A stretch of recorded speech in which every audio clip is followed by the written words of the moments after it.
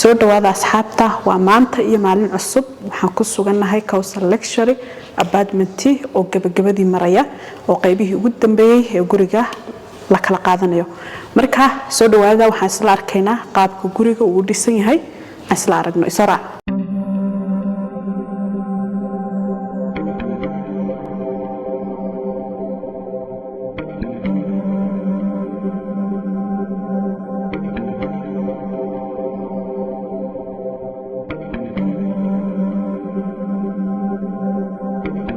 asxaabta hadda waxaan soo galay gurigii afarta qol ahaa sida hore idinku sheegayna guriga Kawsar Luxury wuxuu leeyahay 5 qol 5 qol iyo 3 fadhi iyo qolka shaqaalaha iyo 4 qol iyo fadhi iyo qolka shaqaalaha iminka waxaan joogaa qaybta afarta qol guriga marka aad soo gashid albaabka ugu horeeya ka soo gashid waxa ka bilaabaysaa qolka shaqaalaha iyo musqushiisa oo halkan ku taala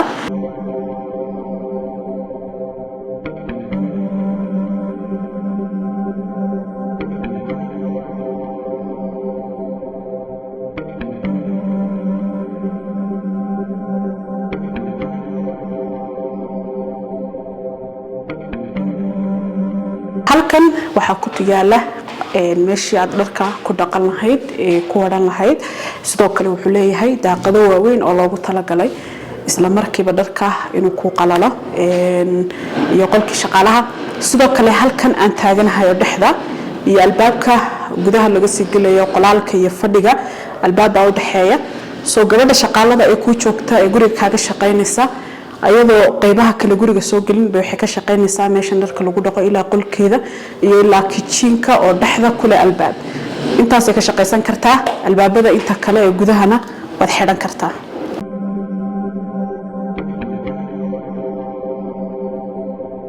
shaqaaladu waxay ka shaqeysanaysaa inta qolkeeda iyo meesha dharka lagu dhaqo iyo kitchenka oo albaab isaguna dhaxda kule soo qaybtan wad xidhan kartaa soo albaabkan qaybtan waxa loogu talagalay in shaqaaladu dhankaas joogto dhankaas kale aysan markaas u soo gudbin oo habeenkii aad xidhan kartid marka subaxii oo kale markay soo kacdo ma aha inay gudaha kugu soo garaacdo intaas iyo kijideeda iyo waxa soo dhan ay ka shaqeysan kartaa